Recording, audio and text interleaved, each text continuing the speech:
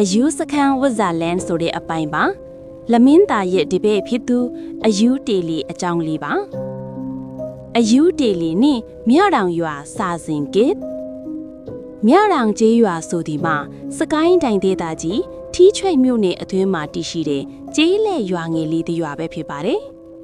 အေယာဝတီမြစ်နဲ့အနီးဆက်ဆုံးရွာကလေးလည်းဖြစ်တာကြောင့်မြတောင်ရွာကလေးကိုအမြန်ဆုံးရောက်ချင်ရင်တော့ဆက်လီနဲ့တော့၎င်းတင်းဘောနဲ့၎င်းလာကြရတယ်။ကားနဲ့လာခြင်းရင်လေထီးချွိတ်မြို့နယ်အတွင်းမှာရှိတဲ့မြဝပြည်အထက်အပိုင်းမောင်းကုန်းအုပ်စုံဖုံးကုန်းကြီးအစရှိတဲ့ရွာလေးတွေကိုဖြတ်ပြီးလာကြရပါတယ်။မြတောင်ကျေးရွာလေးသည်စပါပဲနမ်ဗျောင်းတို့ကိုအထီးကစိုက်ပျိုးကြတဲ့တောင်သူရွာကလေးလို့ဆိုရရင်လေမမှားပါကြီးထို့အတူမွေးမြူရေးလုပ်ငန်းအနေနဲ့လေကြက်ဝက်နွားစိတ်စသည့်တရိษံတို့ကိုမွေးမြူကြသည်စီးပွားရေးအသင့်ပြေလည်ကြတဲ့ကြေးရွာငယ်လေးလည်းဖြစ်ပါတယ်ရွာရဲ့အထီးကကုံသွေးရေးလမ်းမှာလေမြေနီလမ်းလေးကိုခင်းထားတယ်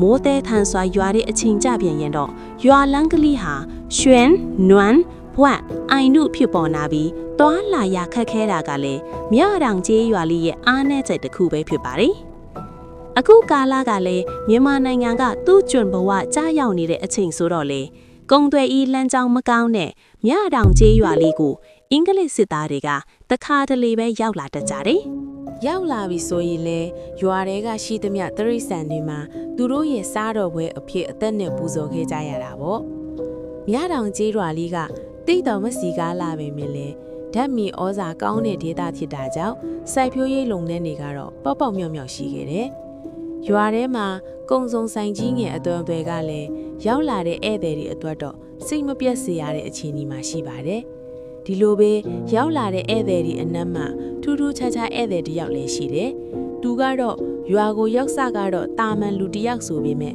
ကန်နဖျားစရက်ကိုရောက်သွားတဲ့အချိန်ကစပြီးစိတ်လွတ်ပြီးအယူတစ်ယောက်ထွက်သွားခဲ့ပါတယ်။လူကောင်းဘဝကတည်းကသူ့ရဲ့ရွာသူ့ဌာနီမမေးမြန်းမိတဲ့အတော့စိတ်ဖောက်ပြန်တဲ့အခါကျ